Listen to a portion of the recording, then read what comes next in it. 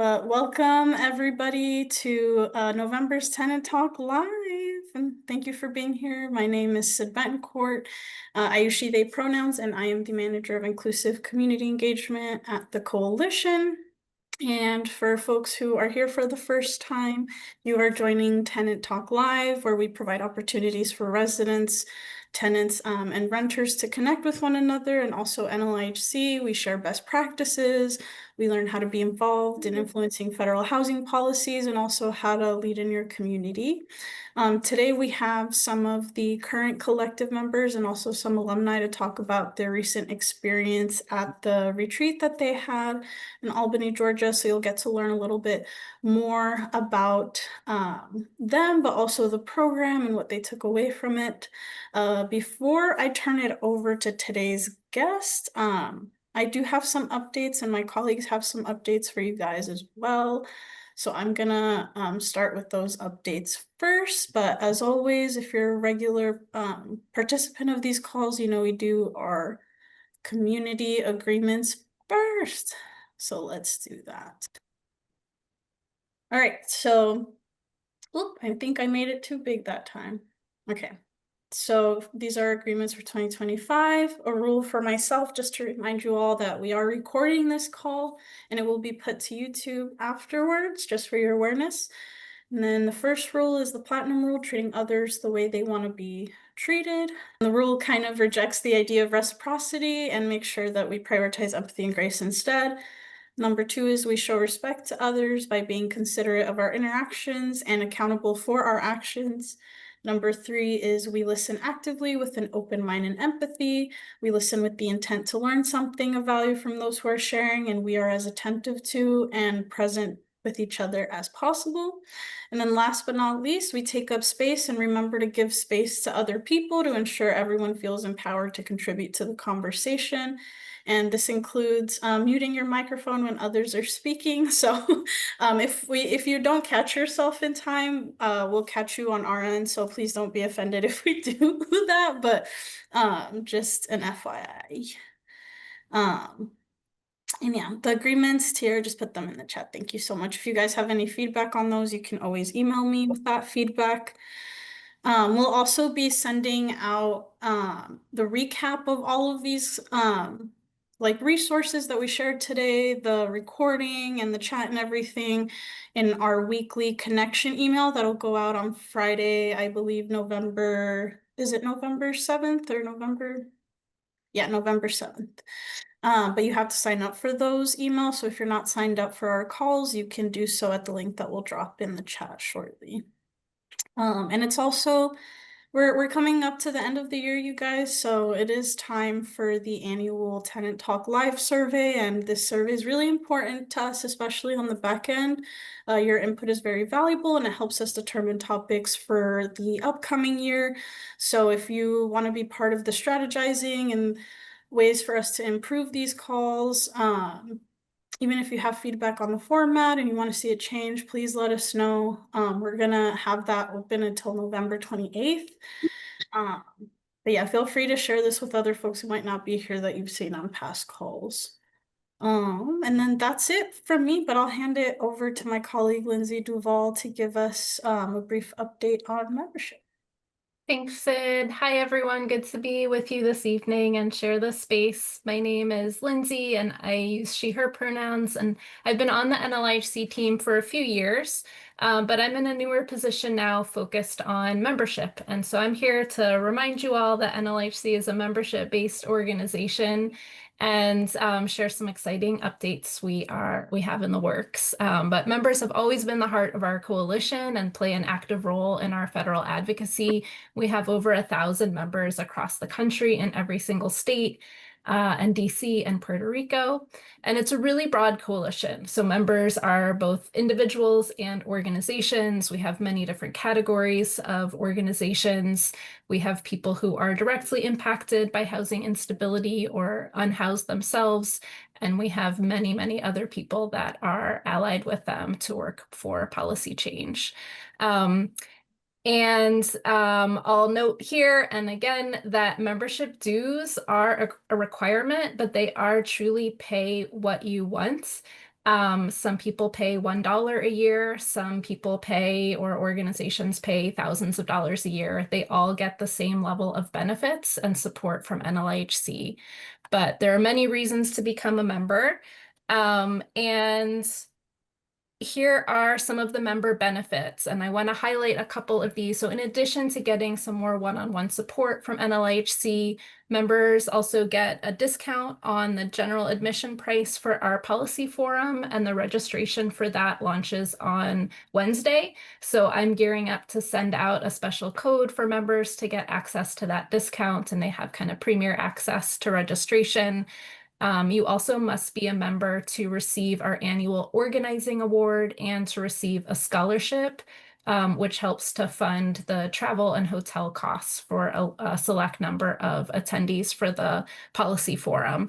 And so I'm just kind of putting that on your radar. We have many members only meetings, and we'll be ramping those up in the months and years ahead. But our next members only meeting is November 12th, and we'll be talking with the policy team about influencing 2026 policy priorities and helping to shape the direction that NLIHC goes next year. So it's really important benefit for members. And we have some other plans to do more strategizing and organizing work to connect members better to each other, to launch some virtual networking and discussion platforms, training series. All of that will be exclusively for members. So I'm here to pitch membership. If you haven't already had a chance to join, or if perhaps you've let your membership lapse, we encourage you to join the coalition. Again, dues are pay what you want, what you can.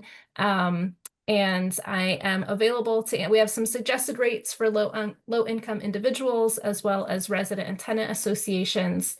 But truly, it is pay what you want. And I'm here to answer any questions. I'll drop my information in the chat, and hope that we can be in touch. If you aren't sure whether you're a member, I can also check your status right now while we're live on the call. So thank you so much, Sid. I'll turn it back to you. For the sake of time moving forward, and I know T, I was going to ask for your help with the breakout rooms, but I just want to make sure we have enough time for our speakers. Today, I'm going to drop the questions in the chat, and then if anybody feels open to answering them, you can feel free to share them. Again, we like to do the breakouts usually just for to build camaraderie and to help you all build community here. But if there's anybody who would like to answer the questions out loud, and we can do it all together as a group before we invite our folks to speak today for the fireside chat. Cool. And I just dropped those in the chat for you guys. But the questions are, what is your favorite holiday meal or drink? And how are you adapting to daylight savings time? Because that just happened a few, or yesterday, actually, I think. So, yeah. Feel free to come off mute or raise your hand. We'll take like maybe 2 or 3 people who want to share a little bit more. I feel like that I was ill prepared for daylight savings time. And I wish that I would have actually took advantage of the hour, but instead I didn't get no extra sleep. So it was just another day and another extra hour of just being up with insomnia. Favorite holiday meal? I don't really have a favorite holiday meal. My foster mom used to make mac and cheese that I loved. And so if I could, like, if I was talking to her and I could ask her to make something for me, it would be her mac and cheese. That sounds so good too. Let's see, we have Monica. Every day is Mother's Day. Yes. Oh yeah, go ahead, Monica, sorry. Oh, right. I said Mother's Day. Every day is Mother's Day. It's sweeter than the day before. And I think I put my favorite meal, seafood boil. I love crawfish with the potatoes and sausage. So we even eat that for Thanksgiving. We don't eat turkey. So I'm letting y'all know that. I've never had seafood boil, but I keep getting videos about it when I'm like scrolling through social media, and it's getting really tempting for me. And then Dr. Bambi in the chat also put dressing is the favorite meal, and saying that she's in bed already. Honestly, I would be too. I had to turn on my bright light to make sure that you guys could see me because the windows usually have light when I do these calls, but now it's dark. Okay, I'm gonna move us forward again for the sake of time, but thanks again, you guys, for sharing. Feel free to continue sharing in the chat as well, just to get to know each other a little bit more, but we're gonna move to the fireside chat component of our call today. So again, we're doing a recap of the collective retreat that happened earlier this year, last month actually, with some of our collective leaders. And for folks who are new to the network or have never heard of it before, we do have a program at NLIHC called the Collective, and it is filled with, it's a cohort-based program, so every year we bring in a new group of folks from across the country who have some lived experience of housing injustice. So that could be defined in many different ways depending on your experience, but we work closely with these folks to, build power among them, but to also help inform our policy priorities, and they do a lot of awesome work. This year we were able to do 2 cohorts to come because the year before Hurricane Milton kind of put a stop to our plans to do the retreat, but it ended up being it ended up working out for us because folks were able to build community and really get to know the alumni in the 3rd cohort. So yeah, that's a little bit about the collective, but again, I'm happy to answer any questions about it offline if y'all are interested.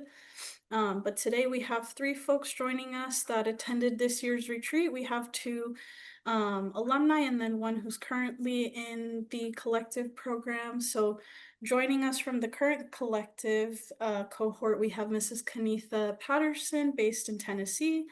And then the 2 alumni that we have joining us is Tiffany Serenity Haynes, who is based in Virginia, and Jacob Coleman Berry, who is based in Washington. So welcome, you 3. Thank you so much for joining the call again. And then if you can just start off by introducing yourselves and telling us more about the work you do before we get into Q&A a little bit. And I think I see Kennetha first. So I was gonna say, in the order they were received, I go first. So I don't mind that. Thank you, Sid and National Low Income Housing Coalition, for having us as the collective. And I'm oh, you muted yourself, Kennetha. sorry about that. I was saying I'm a wife, I'm a mother, I'm a grandma, and anything to do with national peer-to-peer advocacy and just being able to influence policy, especially in the homeless realm. I'm a proud cohort number 4 member, as Ms. Sid said, and I just believe that everything, housing is healthcare for me. And then also housing is the nucleus of every family. And without it, everything goes haywire. And then also all things intersect housing as well. So that's a little bit about my work here in Nashville, Tennessee. I'm an executive leader of the HUD COC. So that's kind of about me. Thank you, Kennetha. Tiffany, if you want to go next. Hi, y'all. So I see some familiar names in the audience or on the call. My name is Tiffany Serenity Haynes. My former name, Tiffany Rashida Gooden, which I'm still debating on if I want to use that. My pronouns are she, her, and I am a native of Jamaica. So I've been in the States since I was about 2.5. But I currently live in Sandston, Virginia, so not too far from Richmond International Airport. I would describe myself as a creative, authentic culture builder, and like catalyst. That's how I would describe myself. And intellect, because it's not just creativity, but smarts as well. Not trying to shade either one, because I feel like all of it is smarts. And In terms of what I've been up to or what I bring to the table, I bring both my lived experience as well as my professional experience working across systems, which include like the child welfare system, immigration system, public and housing and homelessness systems. And then I have my lived experience also being engaged by the criminal justice system. So I've experienced a lot of different systems and have worked to address issues within across different systems. Currently, I run my own social impact consulting business, which is called Aiden Anthony LLC. And I'm dropping my website in the chat so that y'all can have it. So yes, my company is called Aiden Anthony LLC, where we work to drive a cultural change across systems and communities to shape the social determinants of health outcomes. We center equity, lived experience, and collective well-being. When I say we, currently it's just me, but that's just my organization name. And then one more thing is that I do have both national and international like visibility and impact in the work that I have done and things that I have published. And so, yeah, those are some things that I'd like to share. I'm nervous, y'all. I don't know why, because usually I'm not, but right now I just feel like, You're doing great. You're amongst your peers, I promise. Thank you, Tiffany. And I'll pass it over to Jacob. Hey everyone, can y'all hear me? Yes. Okay, just want to make sure. My name is Jacob Coleman Berry. A little bit about me. I got married back in April, which was really amazing. Stressful, but amazing. I see why people say they only want to get married once. But yeah, and we have two bunnies. We just got a bearded dragon, which we love, and then we have a fish named Bluey, and that's a beta fish. Um, in my day-to-day, I'm a resident service coordinator for Seattle Housing Authority. I got my master's last year in criminal justice with an emphasis in victimization because I really feel that criminal justice plays a role in every single thing to do like with every single thing in life, which is like housing. It deals with like racism, a lot of things, and so I love to like dive in on like what victims have experienced and how I can help them and be a support rather than a hindrance. And so you'll see me like I be out like if I see like friends, family, whatever, like be a victim, I was like, okay, how can I help? What can I do to support? Um, Eventually, I'm starting the process of creating my own nonprofit, helping youth succeed in life by giving them tools that they don't receive in school, like what's budgeting, what's a credit score, what's a 401k, what's emotional wellness, all that type of stuff. I want to get them to understand that way by the time they graduate high school, they're already a leg up than behind. Another thing I do is I have a podcast. It's called One Out of Threat. And it is talking about Black and Brown people and how, like, what we do in day-to-day lives and myths that often are associated with the color of our skin and busting that out. And so I often, my next season, I'm going to be adding people on there to talk about like what they do in their lives, how they experience racism, and then just like the positivity of things that they do. Awesome. Thank you, Jacob, and thank you, Tiffany and Kennetha, for also introducing yourselves.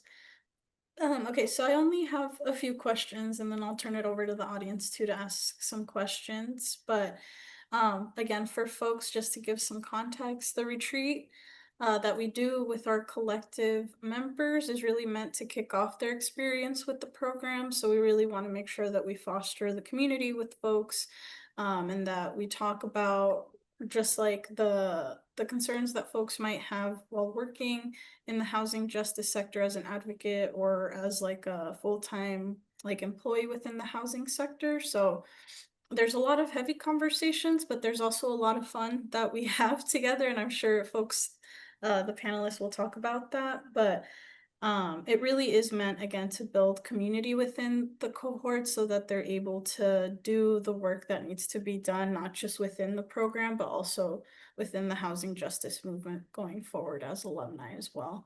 And we do have some alumni in the room as well that aren't on the panel but can still share about their experience too. Dr. Bambi Hayes Brown was in the first collective. We have Miss Jerry, who's part of the first collective, and we also have Miss Crystal Thompson, who's part of the current cohort. I think that's everybody, but yeah. Oh, Tiara Ware is also here, who is part of the third cohort. So lots of cool people. But now that I've talked a little bit about the retreat, if you three, again, in the same order, if you want to share a little bit more about your experience at this year's retreat and any reflections that you took home as well. So with my experience with the retreat, it was my very first retreat that I ever went to in life. So it set the precedence for any other retreat to follow. It's gonna be hard to match up to what we experienced, but I just feel like it was meant for the other cohort to meet us and run into each other and intertwine. I feel like so much healing happened that needed to happen. I don't think any of us left the way we came. And just as leaders, we oftentimes were broken and alone, but that room felt like not only the giants within the collective, but we got to meet the people from new communities and how they won their lawsuit with the USDA nationwide, and just learning from the practices that they did to get to overcome so many deep things that were very painful to go through. And to see them be able to make it lets us know that we can make it. So it was just very heavy on me, and especially being able, we were gifted an autographed copy of Miss Shirley Sherrod's book, and I've been reading it, and I was like, how did she give us a synopsis of what's in this book? Because it's even juicier in the book, kind of, what she went through and her husband as well, and just their life in general was very hard. So just learning from those legends and giants, and I know some of the people from cohort 3, so being able to intermingle with them, and I know some of them to be legends too. So it just goes across that no matter what level you're on, you can be a legend and that you could be in transformation at the same time.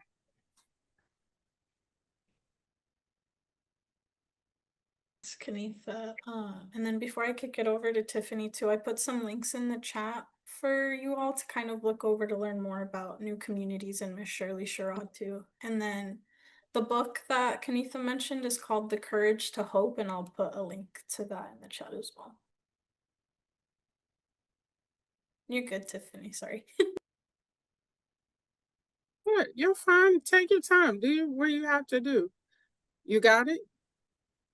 Okay. Thank you. Thank you so much, Kennetha, for sharing that. I think I have some similar to overlap what you were sharing. I have some similar feelings on the experience.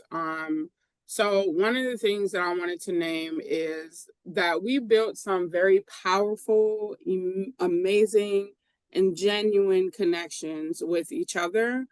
And to this day, we've still been like texting in the WhatsApp chat. Sometimes it wrecked my nerves. I ain't gonna lie, but I love y'all. It wrecked my nerves because I get overstimulated. But I smile so hard though every time I look at like life updates and like just everything everyone's up to, and how we're maintaining that connection. Because sometimes you go to spaces and it's like people are like, yeah, let's keep connected, or yeah, XYZ. And then it's like you don't hear nothing from them after the fact. And that's not what we have built together, exactly like an extended family. So I'm very grateful for that. The other is, like you mentioned, like the transference of knowledge and like ancestral power and protection. Like I felt that, you know, in the space. And I was just so eager to learn from and to just even experience, you know, all of these elders who had such great impact, and then be in the room with people current day, you get what I'm saying, like moving and shaking. And it was just a powerful, just a spiritual piece around like us being together was very powerful. The other is like the prioritization of healing and wellness, and the importance of like not forgetting cultural roots in the process of healing and wellness, and the power and necessity of both like individual healing, wellness, but also community and collective healing and wellness. And that one, is not sufficient. Both has to happen at the same time. Or else it'll be undoing the work of the other piece of that. Another thing is just the power of just being in community with people. We all like work across like different, like we have different roles and like purposes in the movement, in like this transformation. We have different roles and influence across that. So I'm going to use a little bit of, I don't know if it's just social work terminology, but y'all ever heard of the term macro and micro? So the way I'm going to describe it is some of us are more like on the ground, which is something that I would consider more micro level work, right?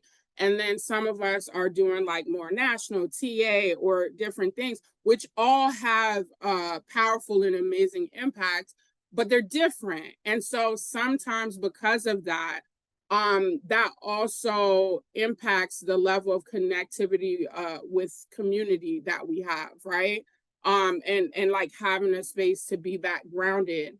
And something that I would take away from that is always have your landing place.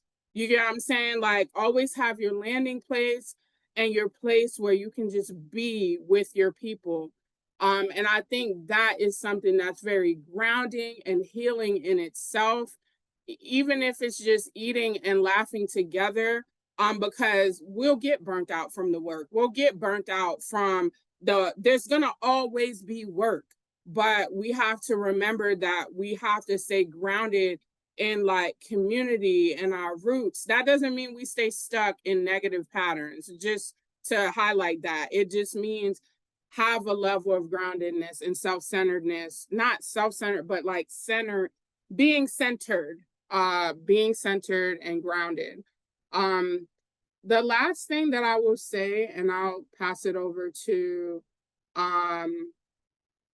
Jacob, is the need for intentional and coordinated continuation, and building on like efforts towards the transformation that we're trying to see happen. I know sometimes there's like different efforts going on across different spaces, but not devaluing the role that each person has or like the impact and effort that they're putting in, but trying to be a little bit more intentional and having more foresight around like how does this all come together in the bigger picture of things. And sometimes we might not always know that, because even like thinking about listening to the charades and like all the things, like I don't think they always knew exactly how they were going to get through.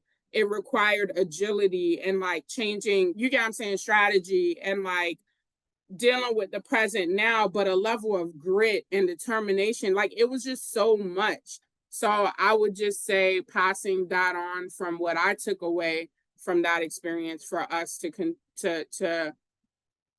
know that we're not going to always know everything to do right and have a response to everything, but still have a level of intentionality, groundedness, and connectivity that we're able to be more coordinated and intentional about what we're doing together, what we're trying to build together.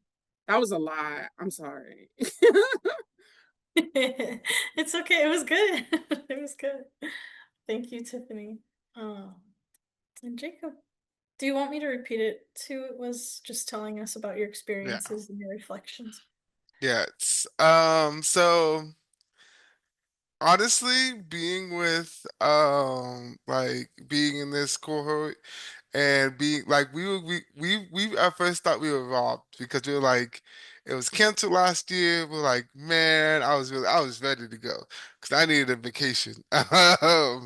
But I'm honestly glad we went this year with the new cohort because the bonding that we did there was impactful. It was amazing. We all got together and it just felt like we knew each other, which was amazing. We were able to like be open, and I think that was the biggest thing. We were able to be open without feeling like we're gonna get judged or people gonna be like, "Eh, why are you being open?" And so I think that's something that was powerful, and being on a old plantation that got taken over by Black people was also powerful. And hearing the stories of how they had to fight for it. It wasn't just easy. I think that was just powerful in itself because especially what's going on today. And so like listening to like the elders talk and how they were able to navigate through that stuff and how I can't remember what her name is, but she read this powerful like script and it was so powerful. Um we like it was time for us to go and we stayed for like I would say like 30 minutes extra just listening to it. It was definitely powerful. And then another powerful thing was Ruthie Mae Harris, one of the freedom singers were there and hearing her sing like I got like chills through my bones just seeing like just hearing her sing and like my dad loves her. Like my dad's like literally one of my dad's favorite group and used to talk about her. So like when I went home and showed him the photo, he was like, "How? What?" And so it was just amazing to see that and then to hear Mrs. Sherrod and hear her story and how she persevered and how not only her but her husband persevered was just amazing. The land is amazing. There's so many trees that are like 100 years old and you can just feel them. I was like walking around, I'm just like you could feel how powerful it is there. And then just seeing also how we were able to turn this into okay, what are the next steps? Like not just for the new cohort, but for the old cohort too. Like what is everyone gonna do so that we can build a stronger like connection? Because like Tiffany said, normally people be like, oh, like let's do this, let's catch up, and then it goes blank. Our group chat has not went blank. It has been popping. And so it's definitely been amazing. It was definitely amazing. Yes. The drum circle was amazing. I used to love the drums as a kid. And so I just felt like a kid again, going back and doing the drum circle. Um, and how much we were able just to be there. And yes, Commissioner Brown from Georgia being able to come and just seeing her and hearing her story because she was from our cohort. And so seeing her and just I love hearing her stories because how she became the commissioner and how like she had an incident happen. She had to go and how she had to handle that was just yeah, it was amazing. Like I recommend this to anyone. Can I add one more thing? I'll make it quick, like Okay. 1 minute. Yeah, the drum circles, phenomenal. Then not even just that, the creative in me loves the scenery. From the details in the house to the lake to the trees. Like literally, we were talking about how the trees felt like they were talking to us, not in a psychosis kind of way, but like in an ancestral, ancestral kind of like very much rooted. Some of the trees look like they had locks. That sounds crazy, but it was just like really just being present in the space. And I think, again, like the things that I also appreciated were the details of all of it, from the spiritual feeling to the actual aesthetic details, the embroidery, the curtains, the everything. Sorry, y'all. That was just, yeah. No, I'm glad you said it too. Okay, I think Kennetha is walking. She's switching to her mobile device instead. So I'm still here. okay, cool. They gave me a little bit more time. Yay! Okay, I'm glad. So I'll just ask one more question, but we're gonna have to make it rapid fire if that's okay, just to make sure that we have time for folks to ask questions as well. And we already got one in the chat earlier. But my final question for you guys is just how are you carrying the lessons that you learned from the retreat into your current work?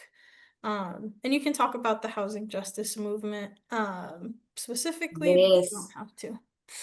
So to tie in kind of right behind, segueing to what Mr. Jacob was talking about, the Freedom Singers move me, the Dr. Hudley speaking about praying over the land move me, Mrs. Shirley Sherrod, the enterprise, the eco enterprise that they run. And they were, I don't know if they still are, I couldn't remember the answer, but it's in the links that Miss Sid provided. But they were going to be a supplier for Ben and Jerry's pecans, for butter pecan ice cream.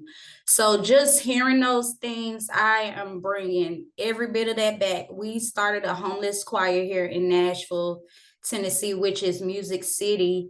And so because of the Fish Jubilee Singers, and they were huge in that movement, not necessarily the civil rights, but in the movement of ending slavery and, things of that nature. So just being able to bring those tools back, and Miss Rebecca, I have to give her a huge honorable mention, her and her team, for instilling that healing into us that we can do in everyday practices for ourselves. So I want to bring every bit of what, like Jacob said, when we touched our feet on that land for a different purpose than what it was intended for. That's what moved me. So just take every piece of jewels that we got and pick them up and put them in our toolbox. Thank you, Kennetha. And Tiffany?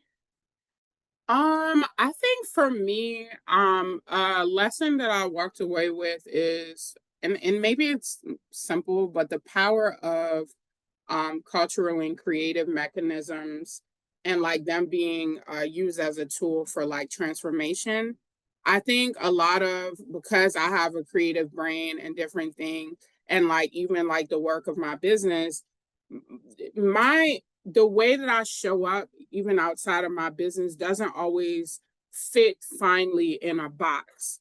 And sometimes because of that, I struggle to figure out kind of where's my place, because I don't fit in a thing, right? And the way that I approach transformation is not the traditional mechanism for how that is done.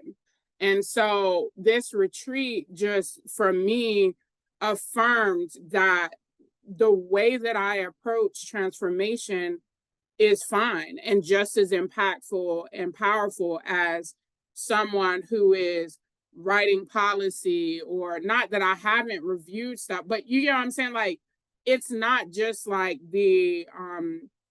again, we all have a role and purpose, and just because you don't fit neatly in a box doesn't mean that your role and purpose is still not impactful and influential and like leads to transformation. And so I think that's something that I had been processing on, but also like leaving just a reminder for me that I don't have to fit neatly in a box to still be doing transformational work. I love the way you worded that. I'm gonna have to steal it now because it's true. You know, we all have an important role to play in the movement. Jacob, and then after that, we'll open it up to folks. Yeah, so I going on this retreat reminded me of like just why I do the work that I do and how powerful we each are. I can't remember who was. Someone was saying that we're all giants. Um, and the sense of like we all do really big work, even if it does, yes, even though it goes unrecognized.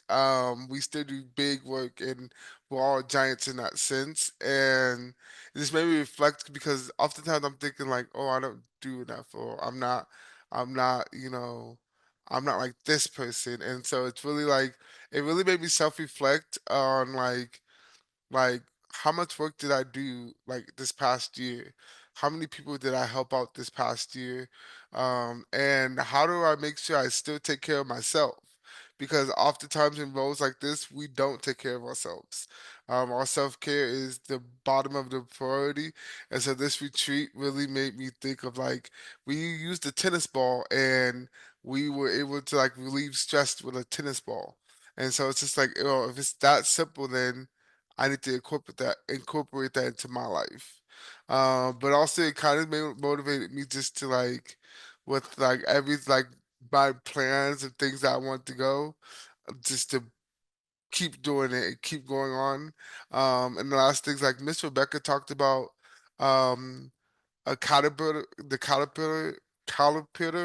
and the butterfly and how and like the story of that was so amazing of how sometimes we have to sit and that could be the hardest thing is sitting while we're changing, while we're reflecting, but how sitting sometimes is the best thing for us in order for us to move on and succeed.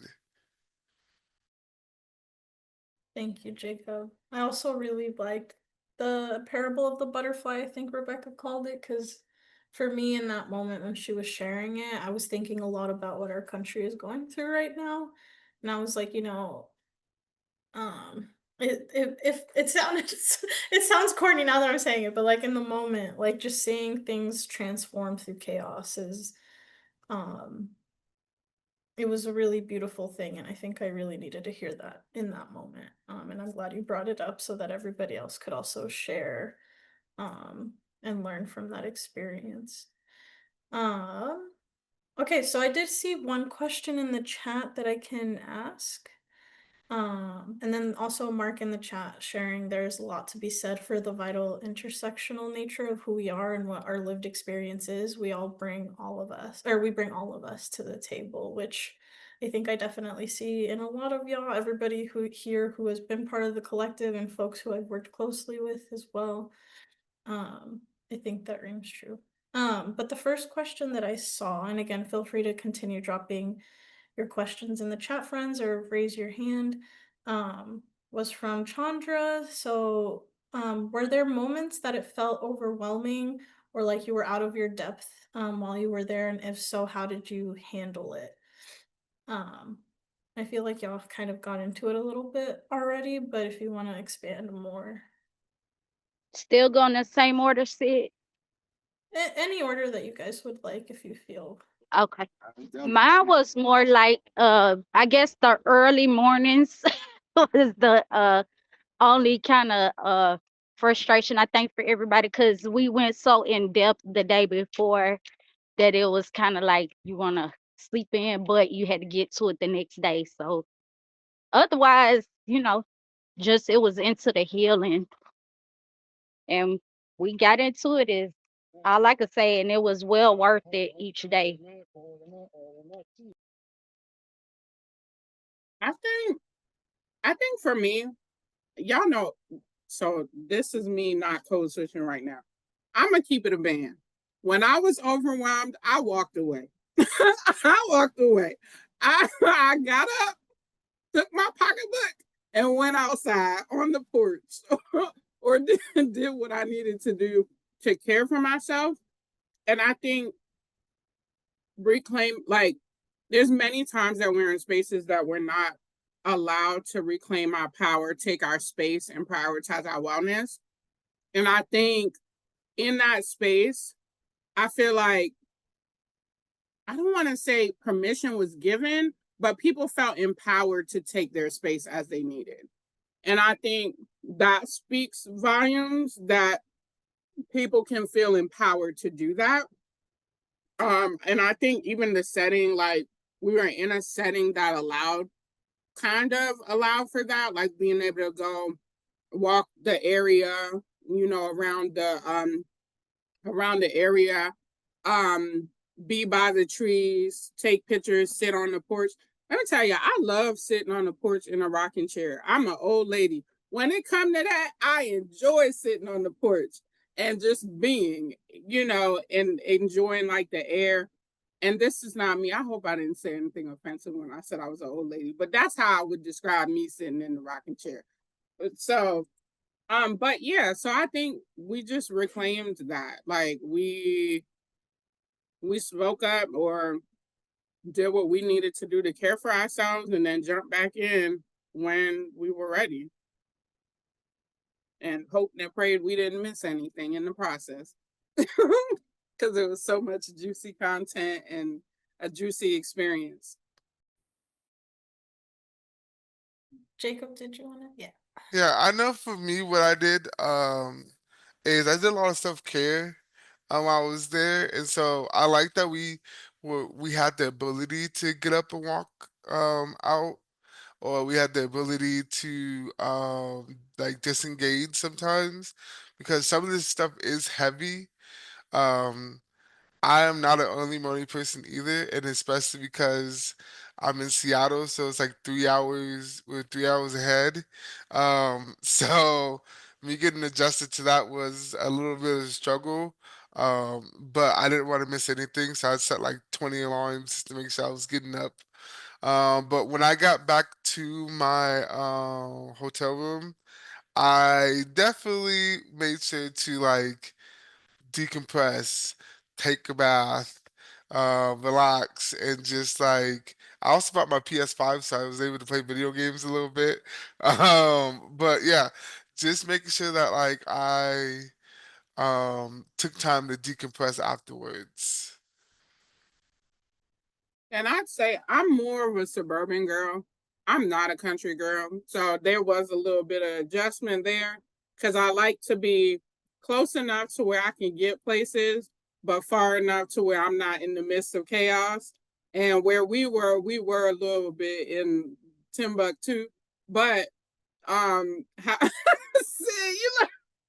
I'm saying we were in Timbuktu. It was a little country. However, with where we were, I feel like there was still opportunities for us to do that. Yeah. I was gonna say if there's anybody that wants to ask a question, feel free to come off mute. I was also gonna invite the alumni to share about their experiences too. I think I see Dr. Bambi with their hand up too. Yes, not a question, but I just thank you all so much for coming again to Southwest Georgia, where I am a native, born and raised in the area. My family has a long history with the charades and all the people that came and spoke to you all. I know them personally, so thank you all. Thank you all so much. Southwest Georgia is very special. Yes, even in the rural areas, A rocking in the rocking chair. That's what I did, growing up, rocking in the rocking chair on the porch. So I just want to say thank you all for your kind words, and we really are very hospitable people and very kind people from the area. So thank you. I'm glad that you all got a lot out of it to take back to your community. Yes, that is Southwest Georgia. So I mean, most people think of Georgia, they think of Atlanta. I'm like, no, the other parts of Georgia.